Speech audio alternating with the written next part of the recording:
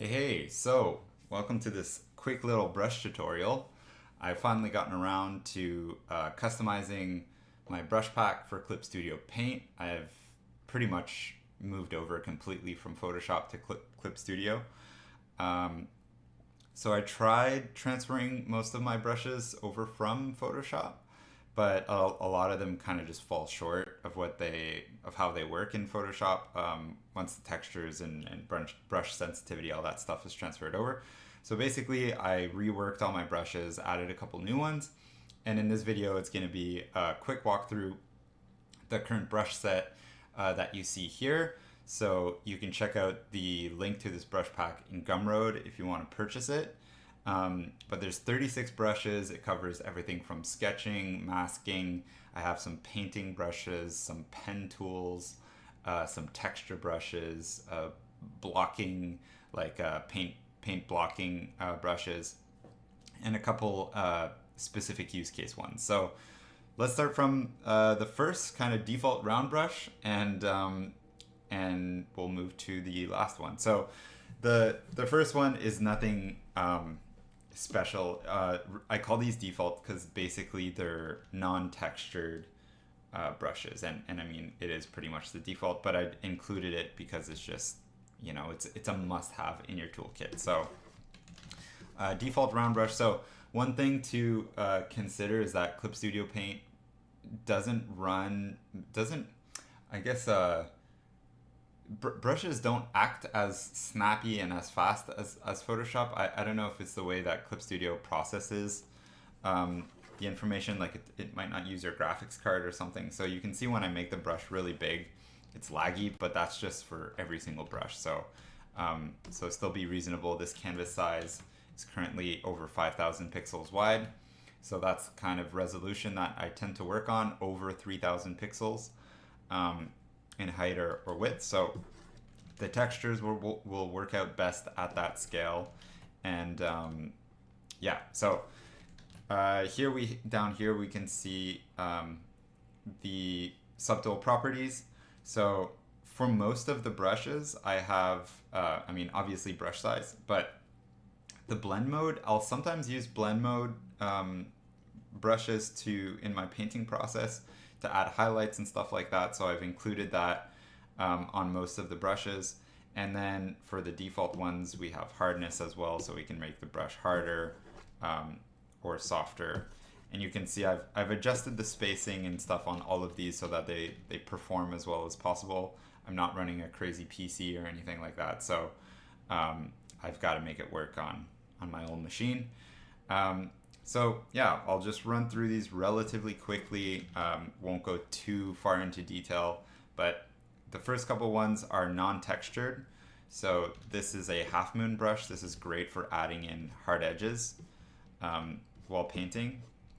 So really fun to use. You can sculpt by adding, dark or light, and it has a kind of a quick fall off like that, so you can get some really cool graphic elements. So then we have a basic non-textured painting brush. This one is always great. Just to get some basic painting. So we've got a bit of a brushier feeling. I'm gonna be kind of just scribbling along, but you've got some nice brush sensitivity. It blends pretty well. You can carve in some nice edges, and you can see it kind of leaves that streakiness in. So this is lots of fun to use, and works relatively smoothly at larger scales, but this is again a very large canvas size, so you'll probably be working a little bit smaller. So then we have a rake brush. So the way I break down my brush set is pretty much by texture. So what the superficial quality of the brush is gonna leave like on the surface of the image, and texture and shape. So I've kind of you can see here I have non-textured brushes first, then I have mask brushes, then I have very small, very little texture, then these grainy brushes, then pencils and pens and charcoal. So I've kind of categorized them by texture type. and those textures work together. So, for example, all the grainy brushes work well together. But you know, once you start mixing textures and stuff, you kind of end up with a dog's dinner. So you kind of got to be careful with that. But here we have our rake. So the other way I categorize it is just by shape and what kind of silhouettes and what kind of stroke type you'll get with it. So I love using rakes for hair, for instance. You can get that kind of very streaky look, and you know, get like little meshes and stuff. It works really well for that kind of shape design, right? So I love using rakes for that, for fur, for hair, anything that needs to be kind of directional and smooth. So just fun, non-textured, and you can see all these brushes work together, you know, these first four. And then finally we have crease here. So this is a bit of a specific brush. Let's say we work down here a bit. So I'm just gonna block in a little bit of a sand pit here. So crease, you can kind of see in the profile, but basically it's a soft brush, but it has kind of a harder core to it, and so this kind of adds the effect of a crease and can really help sculpt interesting shapes. So it could be a crease or a ridge, depending on if you go darker or lighter. But you know, let's say I'm building out like a I don't know, some sort of like arm or something. You can see that I can build volume pretty quickly with this, because it kind of looks like ambient occlusion, basically entering some sort of crease. So this is kind of a fun one, just to add like little wrinkles. You know, you can also bring in highlights, or like little specular highlights and stuff. It's a good way of just adding like something with a bit of a sharper core, but a bigger fall off. So this is something I run into a lot when I'm painting. I kind of want a thinner line, but a soft fall off. You can see I can build volume pretty quickly with this brush, and it adds some interesting effects. So that's the crease brush. Then we have a couple masking brushes. So these are really straightforward. I have you know, just a flat round brush, and this I would use, for example, at a really small scale, and I would just, if I had line art or something, I could trace around my line art, you know, something like that, and then I could fill it. So I want to apply to connected pixels only, and then I would fill it. So that would give me a really, really clean mask. And I have a couple brushes like this because I like using brushes to mask stuff. So the second one is a tapered one. So this is really good for masking thinner things like hair and strings and fur. So if you had some, you know, hair on a character that you'd want to mask out, you know, you want to use a thinner brush to do so, something that gives you a little bit more precision and control. So this I use for that. These are also great just for doing silhouettes. You know, if you're doing design silhouettes and you're just experimenting with stuff, you know, you can create some interesting stuff. So, so yeah, these are fun for masking in silhouettes. And then the last one I have is just this kind of tapering cube one. So this I really like to use for silhouettes, because you can block out really interesting shapes pretty quickly. Kind of gives you some happy accidents and stuff. So this one also has some tapering. Obviously it's a square, so it won't be as precise as the other one, but this is also good for masking if you're masking out big blocky objects. So now moving on to some of the the classics here. Let me just bring this one up. So this is the classic soft sort of textured brush that I've been using for ages. Now we got a little bit of an upgrade on this, so you can see there's a very, very slight texture. I don't even know if YouTube compression will you'll be able to see it. But you know, very, very light texture, and then you know, you can work with different values. I love to sketch with this, to paint with this. This is very kind of multi-purpose. And again, down here we have the hardness that you can adjust if you want a harder brush. Can help you, you know, create different highlights or get a harder edge. So this is a super multi-purpose brush that I will use for decades. So that's a classic. And then we have a elliptical version of this. So I love sketching more with a directional brush. So you can see this one. If I sketch, you know, we have the same line width, but I like an ellipse version. I could do this just with the thickness, but I like having this as a separate brush so I can just switch between them really quickly. And for this one, this can be really nice for like gesture drawing, or if I'm doing you know, portrait sketches and head construction and stuff. I could drop the density, not the texture density, but the brush density.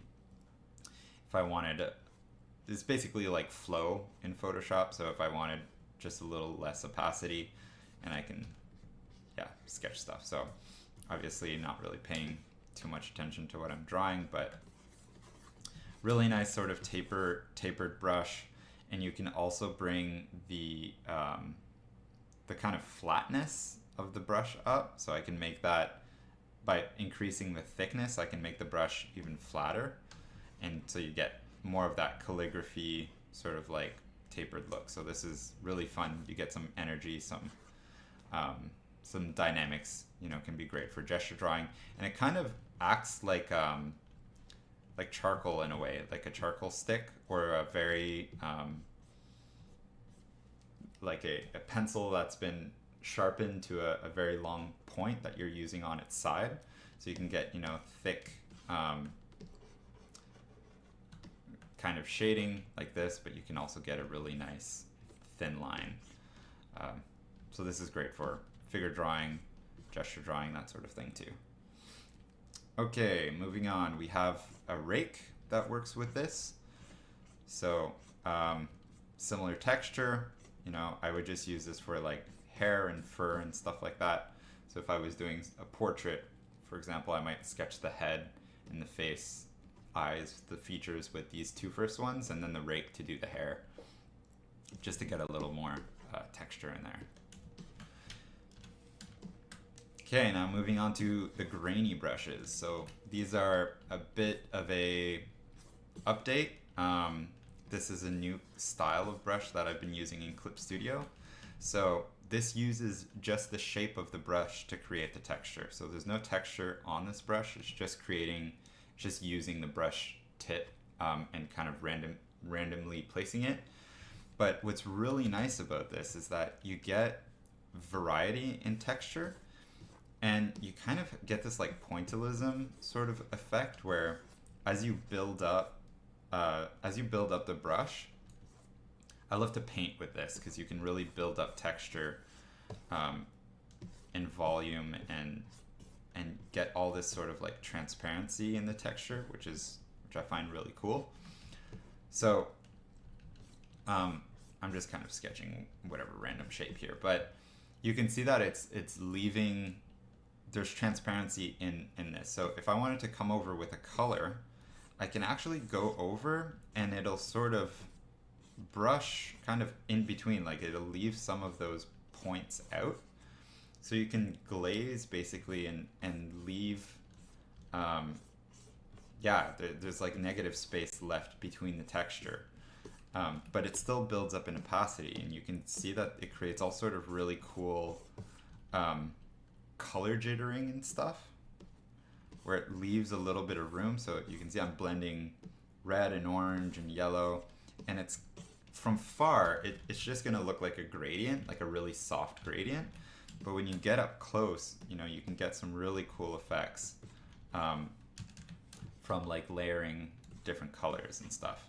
And obviously, if you bring the brush down in size, you can basically create a line. So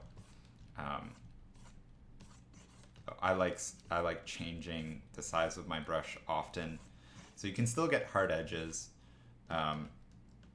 and you know, really finesse things. But by switching colors often, you know, you get all this color jittering and really nice stuff happening. So that's what that's the purpose of the grainy brushes, is to get this sort of superficial effect where you get this natural noise happening on the surface, but you get all this beautiful color jittering happening from mixing different colors. You also have this as a more elliptical brush, so this one has a bit more directionality to it. So let's say you were drawing like, I don't know, a leg or something. You can build this up, and you can see that the grain is a bit more directional.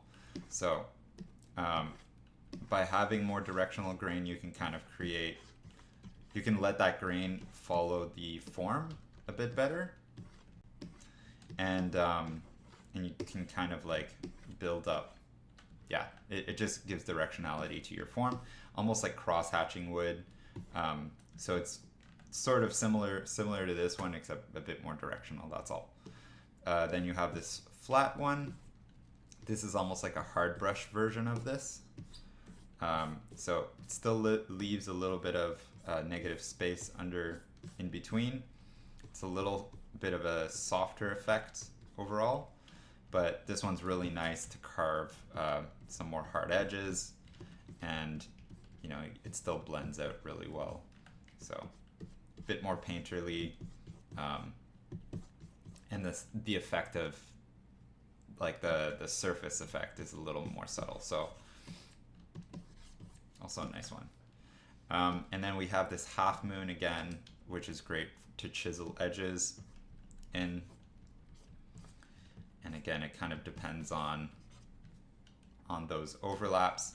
So for these chisel brushes, you probably need to flip your canvas if you want to get an edge on the other side. You can sort of like work in layers, like from left to right, to get hard edges where you want, but I just flip my canvas if I want to get an edge, because you can see that depending on how I rotate my brush, I can get like a hard edge on the top or a hard edge on the bottom, but here I'm rotating my arm around quite a bit. So this is kind of the range of motion I get with this brush. I can't, like, I'm completely bent over like this way if I want to try to get a hard edge on that side, so it's like almost impossible. But by flipping the canvas, I can just get a hard edge on that side. So this one's really nice to sketch with, but also, you know, great to insert some hard edges in your painting. And so these all these grainy ones work well together. This one is another kind of rake, but it is tailored to this grainy superficial look. So instead of being more smooth like this one, it's got more of that like pointillism look. So I can still use the same kind of brush strokes and stuff, but it'll take a bit more time to build up the texture and the volume, and you know, I can come back in and detail stuff by making the brush a little bit smaller, and you get a bit more directionality and stuff with it, but it kind of leaves that nice grainy texture behind. So this is a fun one. And those are the grainy brushes. So kind of update to the studio, Clip Studio workflow that I've been playing around with. Now for the pencils, sketching in pencils. So here we have what I call multi-line sketch. So this kind of comes from the fact that when you sketch with a normal pencil, you'll often want a couple lines to be to explore the shape that you want, and there's kind of an aesthetic to using a couple different lines when you're sketching. You can kind of explore forms and work on your line weight, or not your line weight, but the sort of lines of actions and the gesture of each line. But the multi-liner does kind of all those lines at the same time. So it just saves a little bit of time. But I find it's also almost like training wheels to become more confident with your use of lines. So, I might just use like 1 or 2 strokes instead of 5 to really solidify my drawing, right? So let's say I'm sketching a box here. I can use just like a couple lines, and I like the aesthetic of this, especially when sketching and designing. You can basically, within this thicker line, there exists the perfect line. So I often like sketching with this. Like let's say I want to add in like a little door here, maybe a little gable roof, right? So I'll sketch with this, and then I'll come over it with something like any of these pencils, right? So if I want to do a final line pass, I can come over with a more confident line and do my final line work on top. So I like kind of using pencils like this, basically doing a first line sketch and then just working directly over this sketch to kind of refine my line art. But anyway, so that's how I use a multi-liner to sketch stuff out, or the multi-line sketch brush. Then we have a variety of pencils, and these are all good for different things. So we have kind of a universal, softer looking pencil with just a little bit of texture. And this is where I say like the canvas size is important for the texture, because I like subtle texture. I don't like stuff that's really on the nose. You'll see a couple of those later. But these are all pretty subtle, and really the texture comes, or the look of the pencil comes from the way you actually use it, not from the actual texture itself. So we have this one. This one's a bit of a harder pencil, and it has a bit of tapering to it. So it's got a bit of a harder edge, but again, pretty subtle texture. It's really fun. This one has a bit of a harsher texture. It's more of like a softer pencil, I guess. But if you drop the density on any of these brushes, you can see that it gives a bit of a softer look. So it doesn't go as dark as quickly.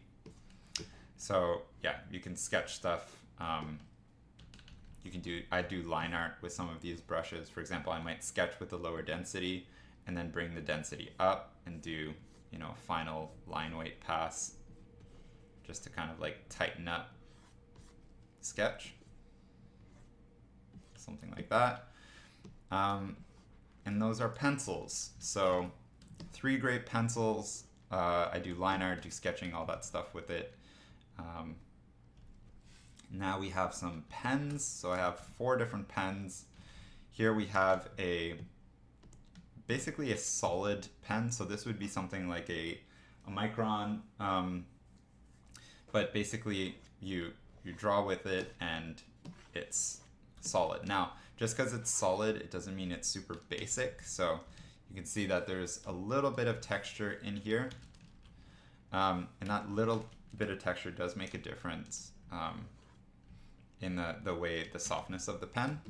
This stuff is great for hard surface sketching and just practicing your draftsmanship and your just like how confident you are with your lines. So you can see if I lay off the pressure a little bit, I lose the line.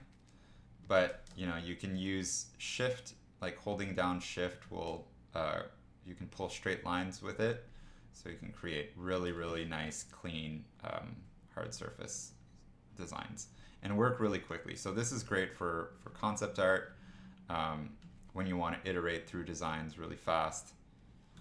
And then, you can drop the opacity or this also has stabilization so that you can make, nice, really nice curves and stuff with it. But, you can build up different kinds of line weight by either layering your lines or, just dropping the opacity of the layer so that you can get a variety in line weight. So there's one. This is pretty much strictly for hard surface, and then we have the equivalent for organics. So I find that when I sketch things like any organic creature, plants, things that have a more organic surface, I want something that can fade off. So this is like a pen, but it fades off at the end. So I can still, there's a change in opacity. So this makes it better to draw things like, or organics. It can layer a little bit of like overlap things. So I still get that sort of pen look, but I can layer, I can layer overlaps and stuff. So I always come back to drawing like arms. You can see it, it's a bit more forgiving compared to the first one, which is just, straight up super dark, right? And then we have a nice, almost like India ink pen. So this one has some tapering, and the tapering has a little bit of texture. So this is kind of inspired by, I think, like T.B. Choi, and how she kind of sketches with a pen that has a little bit of tapering and a tiny bit of texture. So this is really nice for inking. You can make really long, beautiful strokes with it. And like I said, it's got some tapering, and the tapering also reveals a little bit more texture. So this would be like using a very thin brush pen or something like that. So really nice inking pen. And then we have another one that has a little bit of tapering. So this is more, this is great for like calligraphy. I suck at calligraphy, but it's got that tapered edge, so you can get that thick to thin, and it also has just that little bit of texture if you press really lightly. So another great inking pen. And that's it for pens. Now we have, this is more like specialty territory. So I do 99% of my work with these first ones, depending on if I'm doing something more stylized or more realistic. If I'm doing something more line art focused or painting, sculpting focused, I'll use different sets of brushes. These are just if I do more realistic stuff, or if I'm practicing certain things, I'll use these brushes. So here we have a couple charcoal brushes. So these ones are really heavily textured. You can see very grainy. This one, if you press harder, it goes dark pretty quickly. So this is like a charcoal brush, but you can get some really, really nice texture with this. You can sketch with it. If you make it small, it's like a little charcoal brush. But it is kind of harsh. So it takes quite a bit of pen control to get some nice gradients and get that texture working for you. But sometimes that look can be super cool. So we have this one. So this is a nice texture brush. We have this one, similar, but you get a bit more of that streakiness in there. So if you're doing, I love using this for example, if I'm doing like hair or something, you know, you can get all this nice happy accidents happening with the streakiness of the hair. Now, if you're kind of shading some hair, you can get these nice kind of highlights from the negative space. And then we have, yeah, I think those are two great charcoal brushes. You can also use these for like concrete and just texturing stuff in general. Then we have our paint blocking brushes. So I really like using these for value studies and like painting studies where I want to be really confident with my choice of color. So this one's like a very blocky one.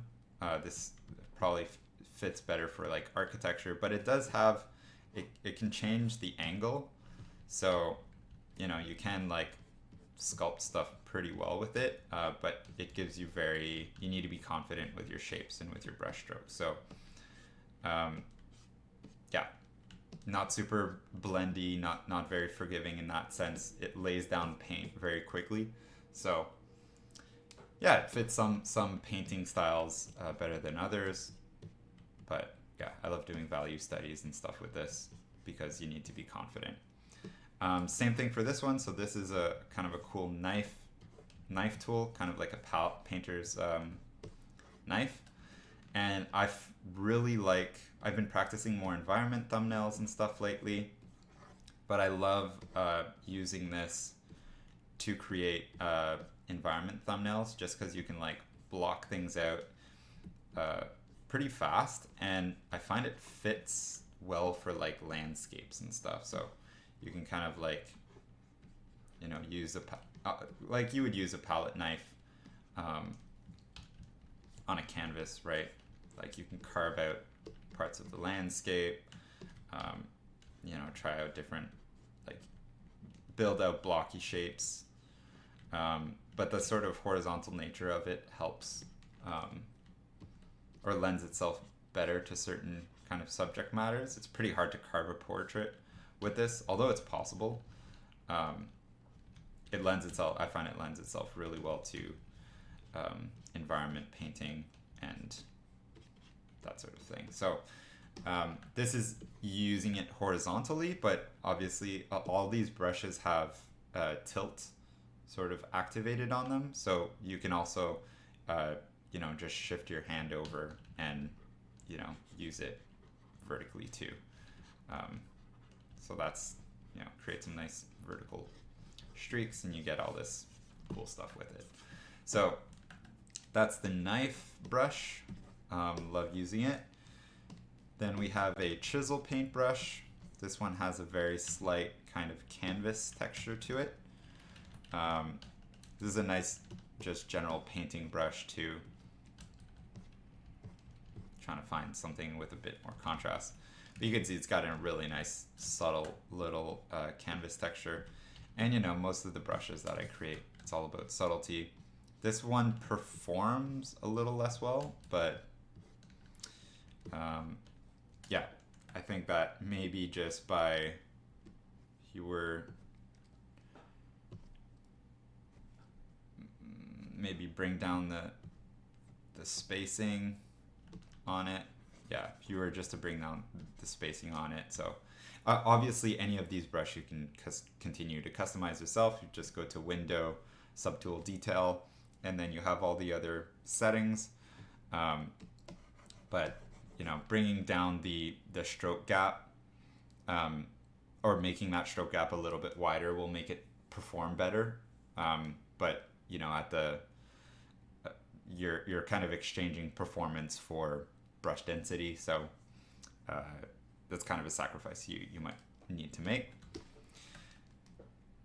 So another general painting brush, and then we have texture brushes here. So for texture brushes, we have 2 cloud brushes.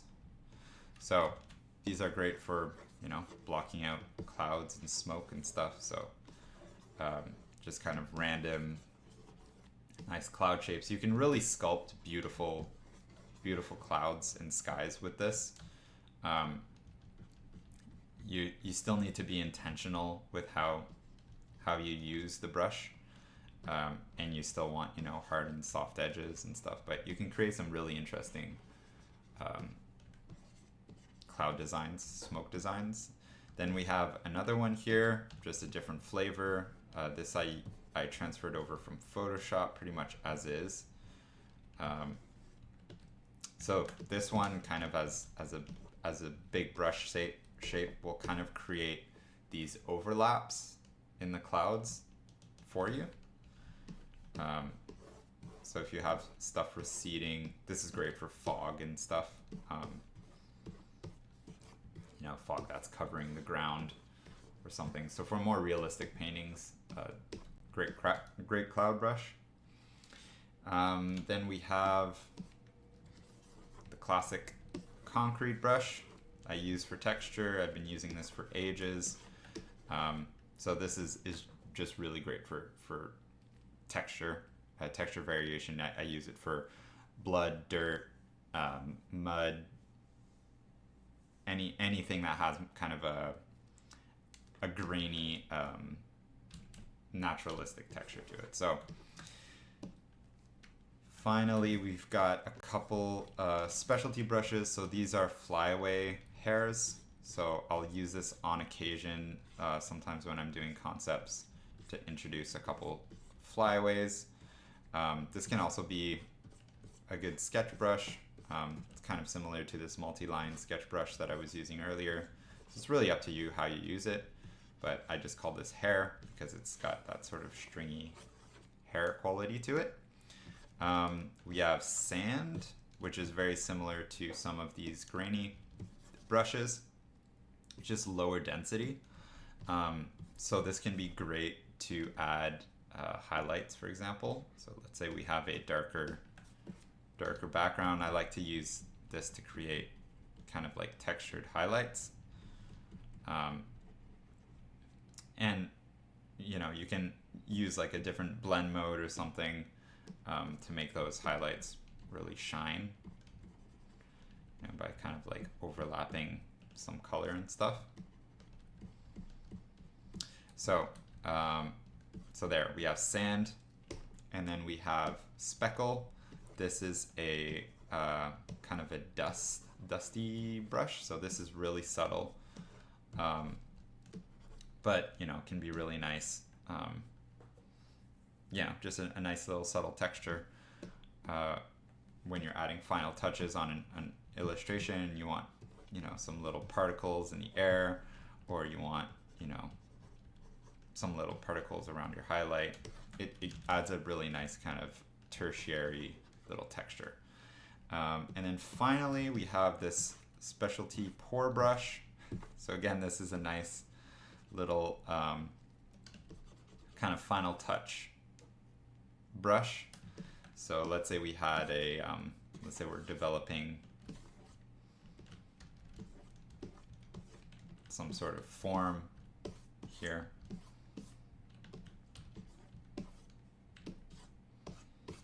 You could use this brush. I like to use it on a certain blend mode. So I'll use like glow or something. And I would just build up basically the highlight using this brush. And it takes a couple passes. Or you could switch colors.